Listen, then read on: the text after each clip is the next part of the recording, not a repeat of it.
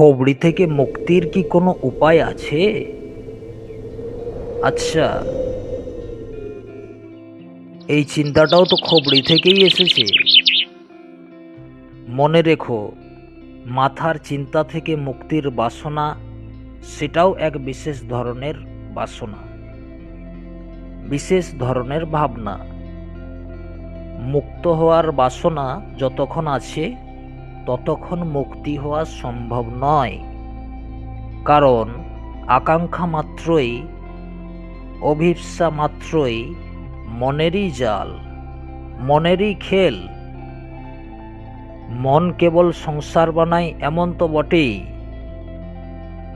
মোক্ষটাও কিন্তু মনই তৈরি করে। যিনি এটা জেনে যান তিনি মুক্ত হয়ে যান। সাধারণভাবে মনে হয় যেহেতু মন এই সংসার বানিয়েছে, তাই মন থেকে মুক্তি হলেই বোধহয় মুক্ত হয়ে যাব। এইখানেই ভুল হয়ে যায়। এইখানেই মন আবার নতুনভাবে ধোঁকা দেয়, মন আবার নতুন চাল চালে, মন আবার নতুন জাল বিছায়। আবার তুমি বিভ্রান্ত হয়ে পড়বে, আবার নতুন সংসার তৈরি হলো। মুক্তি নিজেই এখন সংসারে পরিণত হলো। সংসারের অর্থ কি? যা বিভ্রান্ত করে। সংসারের অর্থ কি? যা লালসা তৈরি করে, কামনা তৈরি করে। সংসারের অর্থ কি? যেটা তোমার ভবিষ্যৎ নির্মিত করে, যেটার ভরসায়, যেটার ইচ্ছায়, যেটার আকাঙ্ক্ষায় বেঁচে থাকো, সেইটাই সংসার। তুমি ভেবো না দোকানে বসে আছো এই জন্য সংসারে আছো। মন্দিরে বসলে মুক্ত হয়ে যাবে, এমন সস্তা কথায় পড়ো না। এতই যদি সস্তা হতো তাহলে তো কোনো ঝামেলাই ছিল না। না দোকানে সংসার আছে, না মন্দিরে মুক্তি আছে। সংসার আছে আশাতে, তোমার কামনাতে, বাসনাতে, আকাঙ্ক্ষাতে, লালসায়, স্বপ্নেতে সংসার বিরাজ করে। তাই তুমি মুক্তির স্বপ্ন দেখো। তুমি সংসারের ভিতরে আছো, সংসারের বাইরে সেই আছে যে এই মুহূর্তে বর্তমানে অবস্থান করছে। তাহলে এটার অর্থ মুক্তির আকাঙ্ক্ষা ছেড়ে দিতে হবে, না হলে মোক্ষের বাহনায়, মুক্তির বাহনায় তুমি নতুন নতুন সংসার নির্মিত করে যাবে। মুক্তির জন্য তো বুঝে নেওয়াটাই যথেষ্ট। কিসের থেকে মুক্তি? কেউ কি বেঁধে রেখেছে তোমায়? কেউ বেঁধে রাখলে তখন মুক্তির প্রয়োজন। বেঁধে তো রাখে নাই। বন্ধন কোথায়? বন্ধন থেকে মুক্তির তাড়াহুড়ো করো না। এমনও হতে পারে কোনো বন্ধনই ছিল না সেখানে, তুমি মুক্তির চেষ্টায় নতুন করে বন্ধন পেয়ে গেছো। যদি বন্ধনই না থাকে মুক্ত হবে কিসের থেকে? বন্ধন থেকে মুক্তির চেষ্টা করো না, বন্ধনকে জানার চেষ্টা করো। কোথায় বন্ধন জিজ্ঞাসা করো, বাসনা করো না। সর্বদা মনে রেখো, বিপরীত বাসনাটাও আসলে একটা বাসনা। তুমি কুয়ো থেকে বাঁচতে গিয়ে খালে পড়ে যাবে, এতে কি লাভ? তুমি পড়ে যাওয়ার কায়দা বদল করে নিয়েছো। তুমি বামে পড়ো কিংবা ডানে পড়ো, এতে কি ভেদ হলো? জিজ্ঞাসা করো, বন্ধন কোথায়? বন্ধন কি? কে তোমাকে বন্ধন করে রেখেছে? সম্পূর্ণ দৃষ্টি দিয়ে দেখার চেষ্টা করো। এটাকেই ঋষিগণ ধ্যান বলেছেন, অপ্রমাদ বলেছেন। বন্ধনকে চোখ ভরে দেখে নাও। তোমার দেখাতেই বন্ধন গলে যাবে, বন্ধন উধাও হয়ে যাবে। কারণ বন্ধন তো তোমার অজ্ঞতা, তোমার অজ্ঞতা দূর হলেই, তুমি জেগে উঠলেই কোনো বন্ধন সেখানে থাকবে না। বন্ধন যদি বাস্তবে থাকতো তাহলে মুক্তির কোনো উপায় থাকতো না। বন্ধন হলো মনের এক খেয়াল মাত্র, কথার মধ্যে কথার জন্ম, তাছাড়া কোথাও কিছু নেই। তাহলে এক ছোট্ট কাহিনী বলি, শোনো। এক যুবক হন্তদন্ত হয়ে নাগার্জুনের মঠে এসে নাগার্জুনের পা ধরে বলল, গুরুদেব, আমার মুক্তি চাই, আমি তৈরি হয়ে এসেছি। জীবন লাগিয়ে দেওয়ার মতো তৈরি হয়ে এসেছিল সে। তাই সে বলল, আমি মরতেও রাজি আছি, কিন্তু আমার মুক্তি চাই। তার জন্য আমি সমস্ত কিছু করতে রাজি আছি। এখন নিজের দিক থেকে সে বেশ বোধপূর্ণ, মহত্বপূর্ণ কথা বলছে বলে মনে হবে। সে তো মরতেও রাজি। এখন নাগার্জুনের হাতে সমস্ত কিছু। পরে আমাকে বলতে পারবে না যে আমার কোনো ঘাটতি ছিল, চেষ্টার কোনো ত্রুটি ছিল। আমি সমস্ত কিছু করতে রাজি। নিজের দিক থেকে সে তো সঠিকই ছিল, তার আকাঙ্ক্ষাতে কোনো সন্দেহ করা যায় না। কারণ সে মরতেও রাজি। মানুষের কাছ থেকে এর চেয়ে বেশি আর কি বা চাওয়া যায়? কিন্তু সততা যতই হোক, সেটা ভ্রান্তিও হতে পারে, ভ্রমও হতে পারে। তাই নাগার্জুন কিছুক্ষণ বালকটির দিকে তাকালেন এবং বললেন, থামো, একটা ছোট পরীক্ষা করে দেখতে হবে, একটা প্রয়োগ করে দেখতে হবে। এখনই মারতে বা মরতে হবে না, এত তাড়াহুড়োর কোনো প্রয়োজন নেই। আসলে এখানে কিছু একটা ভুল হচ্ছিল, না বোঝার, ভ্রম হচ্ছিল। এখানে মরতে বা মারতে এমন কথা বলার প্রয়োজন ছিল না।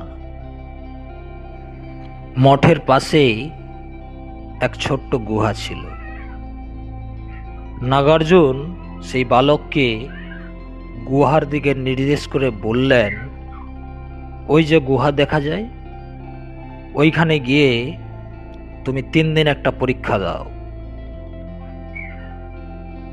তুমি ওই গুহার ভিতরে গিয়ে বসে 3 দিন নিজের মন প্রাণ দিয়ে একটাই জপ করবে যে তুমি মহিষ হয়ে গেছো, তুমি মহিষ হয়ে গেছো।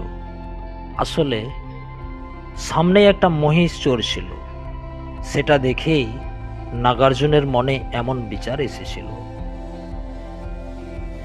বালকটি চিন্তায় পড়ে গেল। সে মাথা চুলকে বলল, গুরুদেব, মুক্তির সাথে এর কি সম্পর্ক? নাগার্জুন হেসে বললেন, ওটা 3 দিন পরে ভাবা যাবে। এখন তুমি 3 দিনের সাধনা করো, না কোনো খাবার, না কোনো ঘুম, না কোনো বিশ্রাম। তুমি কেবল একটা কথাই নিজের মনের ভিতর জপ করে যাবে যে তুমি মহিষ হয়ে গেছো। মরতে বা মারতে হবে না তোমাকে, তোমার মুক্তি নিশ্চিত। বালকটি সেই গুহায় চলে যায় এবং সম্পূর্ণ ক্ষমতা দিয়ে 3 দিন না কোনো খাবার, না ঘুম, কেবল একটাই বিচার করতে শুরু করলো, আমি মহিষ হয়ে গেছি, আমি মহিষ হয়ে গেছি। 3 দিন। যদি কেউ 3 দিন একই কথা চিন্তা করে, সে মহিষ হয়ে গেছে, সে মহিষ হয়ে গেছে, তো সে মহিষ হয়ে গেছে। সে মহিষ হয়ে যায় নাই, কিন্তু তার এক ভ্রম তৈরি হলো, এক ভ্রান্তি তৈরি হলো। যখন সে 3 দিন পর চোখ খুলল, সে ভীষণভাবে ঘাবড়ে গেল। সে তো মহিষ হয়ে গেছে। আরো বেশি ঘাবড়ে গেল যখন সে বাইরে আসতে চাইছিল, কারণ গুহার দরজাটা ছিল ছোট। আর যখন সে এসেছিল তখন সে তো মানুষ ছিল, এখন সে মহিষ হয়ে গেছে। তার দুটো বড় বড় শিং আছে, বড় শরীর। সে বহু চেষ্টা করেও বাইরে আসতে পারছিল না। তার শিং দুটো সেই দরজাতে আটকে যাচ্ছিল। সে চিৎকার করা আরম্ভ করলো, ডাকাডাকি করতে শুরু করলো, কিন্তু তার গলা দিয়ে মহিষের মতো স্বর বের হলো। সেই স্বর নাগার্জুন শুনতে পেয়ে দৌড়ে গিয়ে দেখলেন যুবকটি ভেতরে রয়েছে। কোথাও কোনো শিং ছিল না, কিন্তু সেই যুবকটি দেখছে তার শিং আছে, সেই শিং আটকে যাচ্ছে। কোথাও কোনো শিং নেই, সে যেমনকার মানুষ তেমনই আছে। আসলে 3 দিনের আত্মসম্মোহনে, 3 দিনের বারবার একই বিষয়ে চিন্তন মননে, যেখানে 3 বার বললেও কাজ করে যায়, সেখানে 3 দিন লাগাতার না খেয়ে না ঘুমিয়ে একই কথা মনে প্রাণে রটতে রটতে তার মনে গেঁথে গেছে যে সে মহিষ হয়ে গেছে। 3 দিন না ঘুমালে 3 দিনের স্বপ্ন একত্রিত হয়ে যায়। যেমন 3 দিনের খিদে একত্রিত হয়ে যায়, তেমনি 3 দিনের স্বপ্নও একত্রিত হয়ে যায়। প্রচণ্ড খিদেতে শরীর দুর্বল হয়, কিন্তু মন শক্তিশালী হয়ে যায়। এজন্যই বহু ধর্মে উপবাসের প্রচলন শুরু হয়েছে। রাত্রি জাগরণ করলে তো পরমাত্মা জলদি দেখা যায়, স্বপ্নের শক্তি একত্রিত হয়ে যায়। বিজ্ঞানীগণ খোঁজ করেছেন, যদি তুমি অনেক দিন যাবৎ স্বপ্ন না দেখো, তাহলে তোমার হ্যালুসিনেশন শুরু হয়ে যাবে।